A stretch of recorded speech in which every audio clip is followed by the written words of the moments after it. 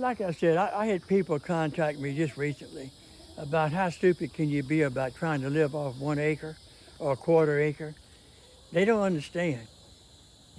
You just don't go buy a quarter acre and all of a sudden you're going to be self-efficient. It's not called green thumb, people. It's called dirty hands. You got to get out there and go to work. Now, once it starts producing, you can supplement it with fish, chickens, or rabbits, whatever. And but yeah, you can't just take a quarter acre and go out there and say, I'm going to stay here and live off of it. It don't work. It's No, hard sir. work. It can happen. It just depends on how bad you want it. Thank you. Well, I had one lady contact me and said, I started my gardening in a 1-bedroom patio. That's all I had. 1-bedroom apartment with a patio. I think like 8 by 10. And she grew tomatoes, squash, eggplant, and even had a few sweet potatoes in pots on the patio. She wasn't living off the patio, but it helped. Amen, Daddy. Morning, people. Pawpaw Sammy here. It's Starkey's Farmstead. We're looking at the electric fence for their chickens. I don't think I'm gonna touch it this morning. I wouldn't. The dog touched it the other day and he did laps around the yard. The amazing thing about these chickens is the hawks. The hawks don't bother them. The hawks do not bother them. I get hawks. Here's what people have to understand. You see all this tall stuff in here, folks? Yeah, okay. So that's gonna act like camouflage for your chickens. Notice over there, there's a whole patch of like tall weeds. They can go there. They can get into their portable, movable coop. And then they've got him, and that's his job. His job is to defend them. Plus, we have a German Shepherd that stays free roaming all day, and he's pretty good at running things out of the yard. Yeah, Grandpa didn't have any trouble with anything on the ground. That's right. Bobcats, coons, because them dogs, he had 2 red bones that fight anything. And with the hogs. Now, a lot of times we had, instead of chicken for dinner, we had chicken hawk for dinner. That's right. Grandpa bust them with that shotgun and Yeah. cook them. And I think now, Daddy, to tell you the truth, I think they're considered a protected species. So you cannot defend your chicken coop like we did back in the day, folks. So your best bet is to provide, if you're going to do what we do here, which is allowing them to graze, right? So the chickens are grazing. The best thing to do is to have some tall weeds that they can kind of dip up underneath, a structure that they can run into, and make sure your rooster's the biggest, baddest boy on the block. Well, your shelter is made out of a cattle panel, right? Yes, sir. That is cattle panels. That's 2 cattle panels bent over. Those are 12-footers, I think. And we bent them, and then we basically just, Stephen took and bent nails into the wood over the edges to hold it. We took an old tarp that we no longer needed and draped it over the top and threw a piece of wood up in between for a roosting pole. The fence is battery operated? It is solar panel battery operated. I'll be daggone. And it does, guys. Look, my dad, first thing he said was, has it shorted out yet? Because, of course, the grass and the peppermint and stuff's touching it. And I was like, no, sir, it's still hot. And the reason I know is my younger dog touched it with his nose and did laps yesterday. I mean, he was screaming like somebody electrocuted him. They did? It did, yeah. I mean, it shocks. It shocks pretty hard, too. They've been out here now for a month, and we've not had any issues. We started in this spot. You can see they took it down, and then Stephen cut the tall things that they couldn't take out with the lawnmower. So the point of rotational grazing, Dad, explain to people why you want to do this with your chickens in your garden. Well, they fertilize it. They keep the grass turned over. All the scratching, it actually putting compost back in the soil. Now you got 3 sets of chickens, right? I got 3 sets, yes, sir. One here, one there, and one over here. Yes, sir. And the reason being, you said? I don't like all my eggs in one basket. Oh, okay. So if I do have chicken hawks fly over and take my better laying hens from here, I've got replacement hens. So, and disease. Yeah. We've had a stray dog attack here where we had 6 stray dogs that got into our older rabbitry one time, and they took 12 out just like that Yeah, before we could get over there. So I tell people, like, biosecurity tells me that to ensure the health of my flock, I need to separate them out. The young rooster with the young hens, let them develop, let them become their own little clique. The older rooster with the older hens. And I'll be honest, the youngest hen on my property is 3 years old, and they lay eggs every single day. Well, now, all your roosters look like him? All of them but one. I have one solid black rooster. That's a pretty rooster. He is, and he's very gentle. He's very gentle until the females start making distress noises, and then he'll bow up, but he won't run necessarily at you. Hey, handsome. He's beautiful. He is. Hey, Pawpaw. His son looks just like him. He's in the one over there crowing at you. I can't believe the colors. I think it's multicolored, isn't he? He is. Now, if you're going to rotational graze and allow your chickens to do what mine are doing, you know, feed themselves, you do need to supplement. And here's another thing people ask me, Daddy, how do you know when it's time to move them? Because it looks like there's still food out here, right? I know it's... Most of your tender grass is gone. Exactly. I know when to move them when the first day that the rooster and a hen jump out of this, because they'll fly over it. When I find them walking in the yard, I realize they have nothing left that they want to eat, and it's time to rotate the fence around and give them new grazing area.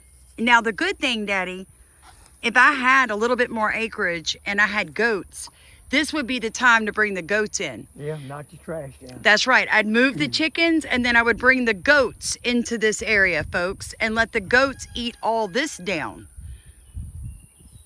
They'd do it too. They would. They'd absolutely take it to the ground. If you want to clear land, get hogs and goats and turn them loose. That's right. They'll clear it. So if you've got small acreage, you're wanting to homestead, you're wanting to bring fertility back to your soil, you run your chickens, then you run your goats, and then if you have hogs, you run your hogs last because they're going to root up everything.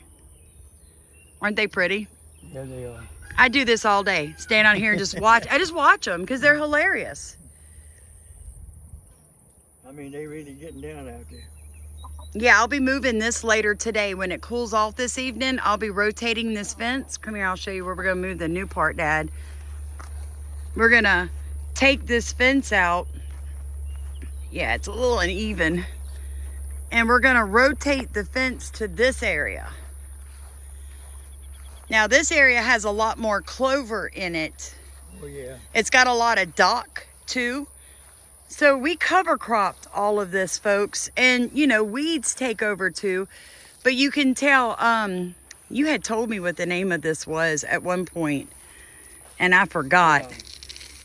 Oh, it's not corn. No, it's, I'll be dead young. it's a grain, and you pay a lot of money for it to feed your chickens. Yeah. Well, we planted it. So you've got dock, and you've got whatever that grain is. And then you've... I went blank when you asked me. Yeah, we've got the clover. And what'll happen is the chickens will come out here, but by the time this is finished, the ground will be bare, except for the tall stuff that they themselves cannot take down. Now look, we even have oats. See the oats? So the chickens will come out here, they'll eat the oats. Show them that oats again. Yeah, right here, folks. See the oats? Those are oats. Think about how much money you pay. Now, I'm on small acreage, right? What is it? Sorghum. Okay. Now, you know, Dad, that this is a 1/4 acre market garden we're standing in. The food is within that orange fence. That's just 1/8 of the garden. That's going to have thousands of pounds of food. So we wanted to give the soil a bit of a rest, right? You have to let soil rest. Yeah, and bring it back. If you don't, you'll lose it. That's right. So we planted cover crops, which is why you see all of this. And we're going to let the chickens basically eat for free. That's right. And they'll also fertilize and turn the ground over. They will. And Daddy, I think people just don't realize that you are what you eat, right? Yeah. So if they're eating pelleted feed, dried feed, fake vitamins all their lives, well, that's what you're getting. Imagine how nutritious their eggs are when I go gather them now. That yellow is bright. Oh my gosh, Daddy, it's the color of that bucket. Yeah. You buy it in the store where they've been fed grain off the ground, you get a weak-looking yellow. Yeah. Get them off a field like this, and it's bright, bright, bright yellow, orange. And it has so much flavor. Oh yeah, it's so much better for you. Mm-hmm. And they're happy. They look pretty content. They do. I mean, think about it, folks. Those chickens inside of those buildings, shoved up on top of each other all their lives. How miserable they must be. You got a good picture of him. Let's go get one of the other chickens. Yeah, his son. Yeah, his son. Get a comparison. Elderberry tree on the corner of the garden. Yep, this is wax myrtle. These are wax myrtles. And this is a Chinese camphor tree. Yep. They experimenting in Hawaii and on the islands over there of select growing these and then boiling the leaves, the fruit, the little nuts, and making jet fuel out of it. Wow. Yeah, don't be afraid to put flowers in your garden, folks. Your chickens really won't eat them, but it does bring in pollinators. Your dog will eat them. Yeah, the dog will eat them. He's worming himself. People don't realize that. So my whole yard's organic. My dogs walk around eating a buffet throughout the day, keeping themselves healthy. I wanted to see the young one.